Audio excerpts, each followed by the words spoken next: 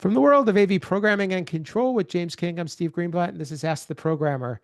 James, how are you today? We have a milestone episode on our hands. Right. So, Steve, as you mentioned, milestone episode and with a milestone guest. So this is just perfect combination, and looking forward to this one. Absolutely. This is episode 200. So thank you all out there for listening to us for 200 episodes, which means that we're just about to close on our fourth year of doing this. So pretty amazing.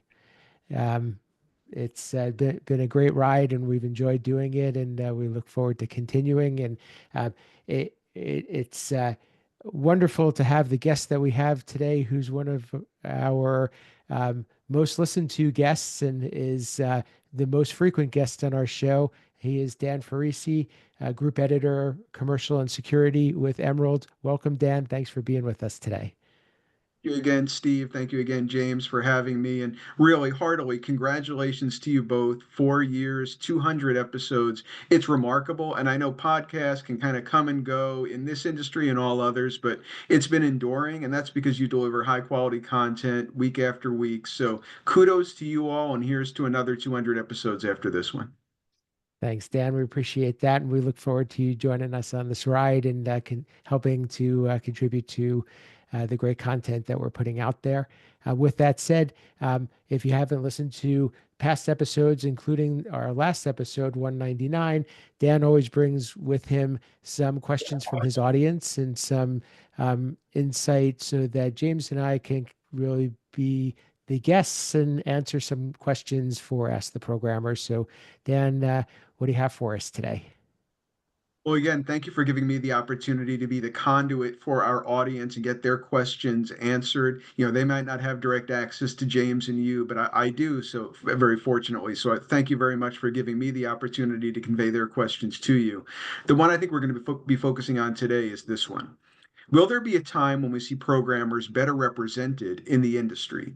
Oftentimes, they play a behind the scenes role, and their unique perspective and insight is not considered in the industry at large. Is there a time when that might change and then programmers are better represented? What do you think?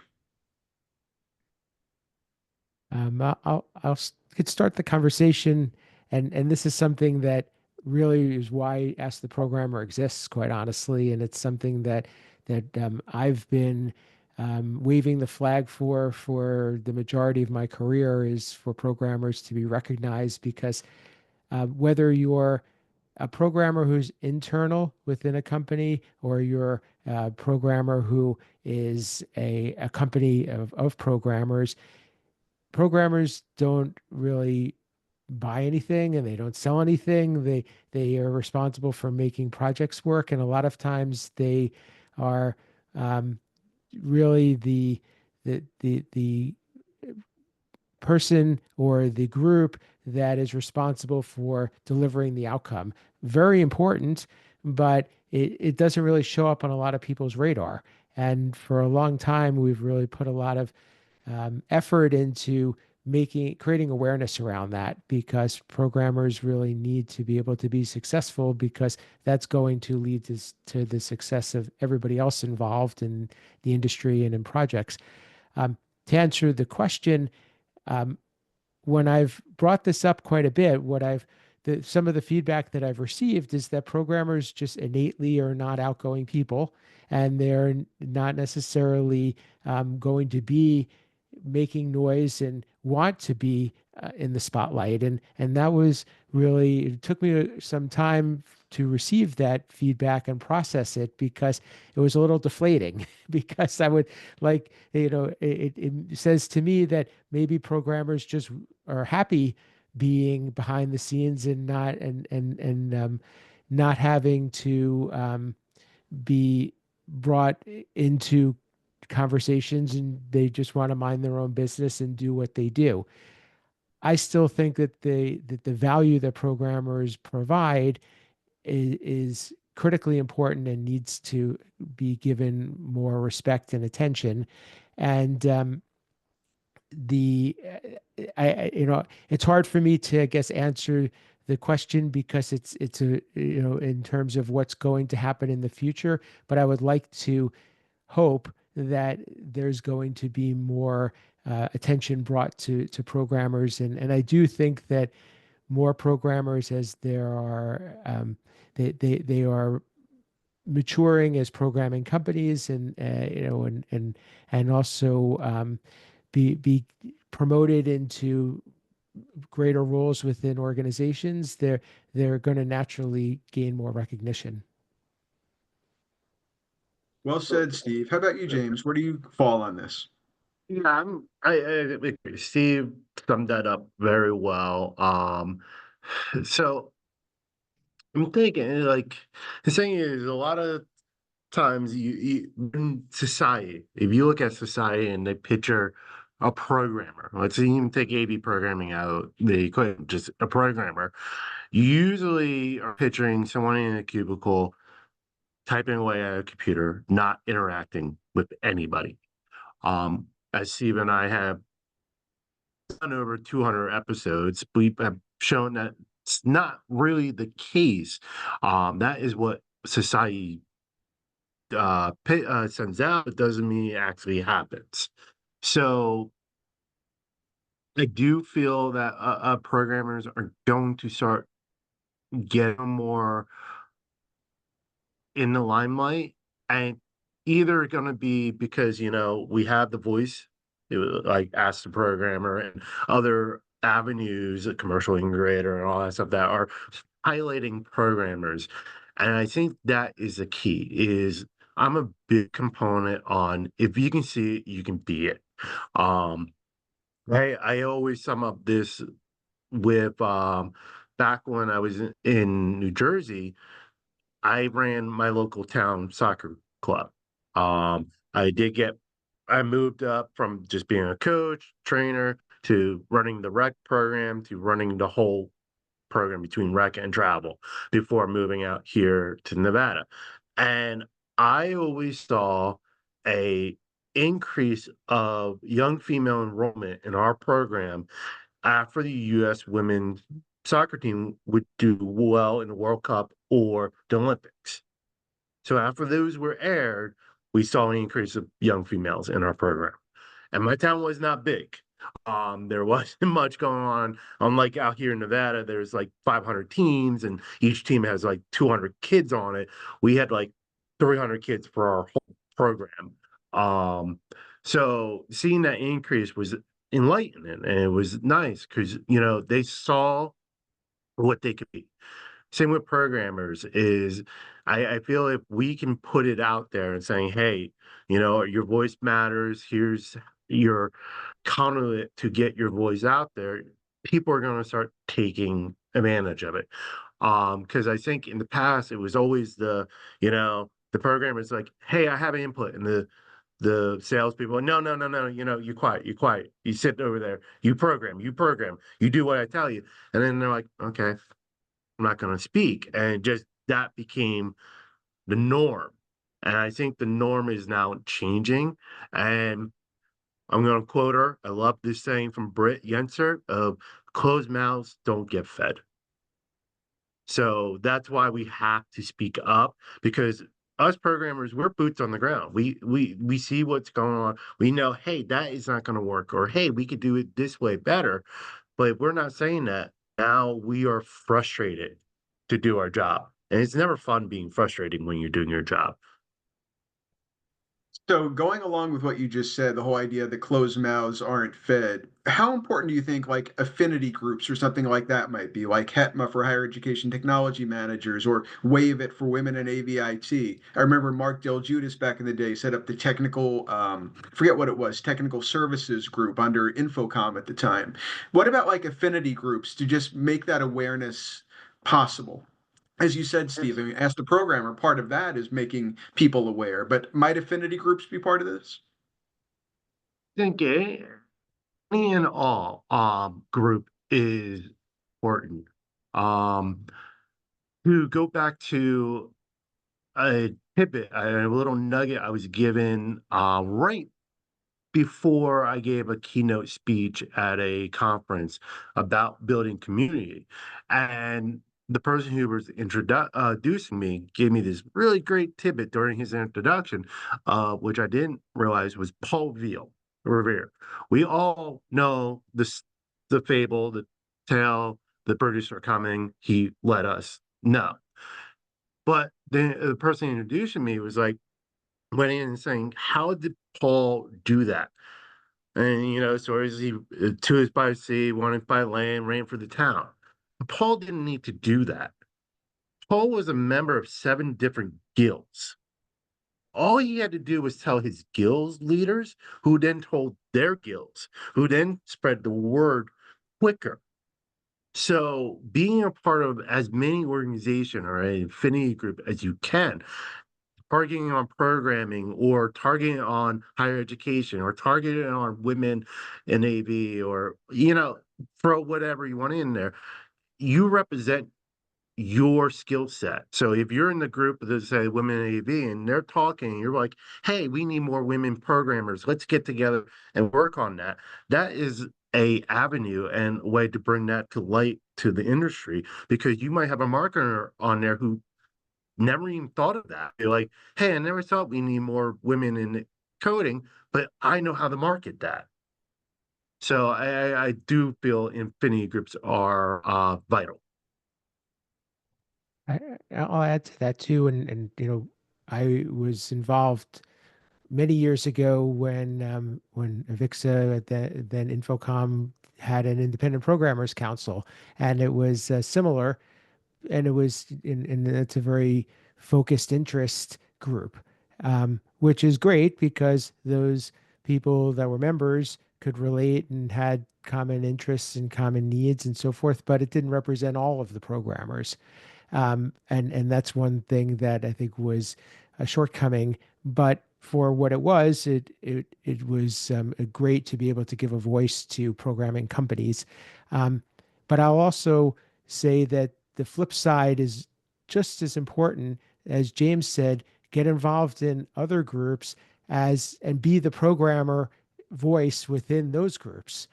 So you may be in the minority or you may be the only one doing it, but you're creating awareness, and now people are identifying with you as being that subject matter expert, and they're judging their respect for programmers based on what you're bringing to the table, and you become that voice and that almost the go-to person for them, and that will spread the word quite a bit.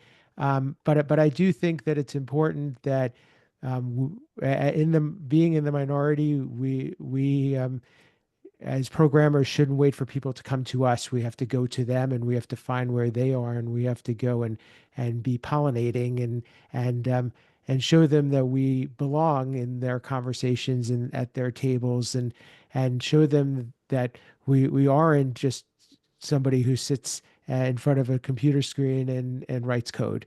So there's a lot of knowledge and skills, and I think that it sometimes that could be very daunting, and because again it's different types of people and it's different, and it's it takes a lot of courage to go and make your way into a room that you may not be comfortable in, but I think that that could make a big difference. Yeah, I think that's a really compelling point, Steve. I mean, it's a big responsibility to kind of be the representative of the programming trade or field, but it's also a huge privilege because you can shape people's understanding. You can get rid of some of those preconceived notions or stereotypes and give people a more reality-based understanding. I also really like the idea that although there may be coding specific affinity groups, and James, you mentioned like women who code, something like that. I think there is an international nonprofit called Girls Who Code, which is a great organization. I don't know a whole lot about it, but I mean, that's exactly the kind of organization I like to see blossoming. But also, as you said, go to other affinity groups, whether it's Wave It, whether it's Hetma, whether it's anything else, and be the programming person. And again, person by person, meeting by meeting, change people's perception, stoke people's interest, and get people involved. I definitely agree with that. I would also add that we programmers need to be independent, I think, of manufacturers. even though that it's important that we work with the manufacturers and we maintain those relationships, we don't want to be overshadowed by them. And I think programmers can stand on their own, and many programmers, their skills are transferable between different products and platforms that they work in, even though we do owe a amount of our success to the manufacturers that make the products that we have learned to master and implement. Mm. Yeah, I mean, working with the manufacturer, I agree. It's, I mean, I'll even say this, like, everyone knows I have that higher ed Slack group I created. Um, that was built out of, I always say this, built out of a kind of a selfish reason, not for programming, but I was given a product by my superior, saying, a supervisor, and saying, all right, this is a product that we are standardizing on. This is what we're putting in these rooms. I had no input in the decision, but would say, it's not working, go figure it out. And I was just new to the Twitter and AV tweets at the time, but I knew it put it out there saying, hey, I'm having a problem with product X. I was going to get a lot of manufacturers going, that product sucks, dish it, buy ours. And I don't blame them. That's, they're doing their job, and I couldn't disagree with some of the ones that I wouldn't on with that product in this environment, but that's what I was stuck with. So I actually built the Slack group where I took a very select few higher ed folks I knew, put them in that Slack group, and I posed, I was like, hey, here's this situation. And we put our brains together, came up with a way of addressing it, and we moved forward. Everything's great. And now that community is about 200, 300 global members. And again, it's, we all come together, help each other.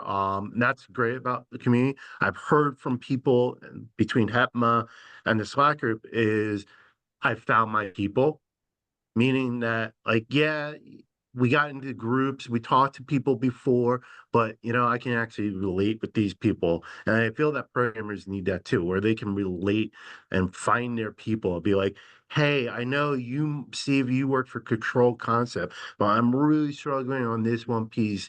And, like, can you give me some idea instead of me hiring Steve and spending money? We might help each other. Not saying Steve's writing the code or giving away trade secrets, but we might provide some guidance and help each other. And I've heard this from manufacturers and other business leaders that they're a little in shock when we talk about the higher ed group and the HEPMA group, where we share information among each other. Even though our schools are competitors and, they're all fighting for those students, we're not fighting against each other. We're not going, like, I'm not going to tell Joe this information because I need those students come to my school, not his school. We still help each other. And that's part of the higher ed community, is sharing information, even though the schools might be competitors trying to get enrollment higher. So you can be competitors, but still colleagues. Like what you said, you didn't call it the higher ed industry or something like that. You called it the higher ed community. And I think that lies at the heart of what you're saying. It's not purely an industry with competitive forces battling it out to the end. You're a community in a real sense. True. Absolutely. I think most programmers these days, in order to really, no one person's going to know everything. And I think that we've become inclined to go to different resources to get answers, and having those types of focus groups, I think, is really critical. Well, have we done a good job of addressing that question for you, Dan? I think you have, as always, James and Steve. Thank you again for having me. And again, big congratulations to the two of you. I know you're not really ones to toot your own horn, but you deserve some kudos for 4 years of pretty much 4 years of successful Ask the Programmer, the 200 episode milestone. And I know that your loyal listeners appreciate the insights you bring week after week. Well, we appreciate you being here and thank you for that. And it means a lot to us. And we look forward to having you back and joining us for on continuing the ride. So, how could Awesome. people get in touch with you, learn more about your work at Emerald, and also maybe submit some questions for your next appearance? You can always email me at dan.ferrisi@emeraldx.com. You can also go to commercialintegrator.com or securitysales.com. Those are the two brands that I oversee. You can find me on Blue Sky and also on LinkedIn. And at the nearest trade show, whether it's ISE or Infocom, I'll be there and I look forward to seeing you. Absolutely. Dan's very approachable. So make sure you go and say hello to him and get a selfie with him because then he puts you on his wall of fame. And it's always fun seeing Dan, and he's very much part of our community. So thank you for doing that, Dan. Thank you again. I appreciate that.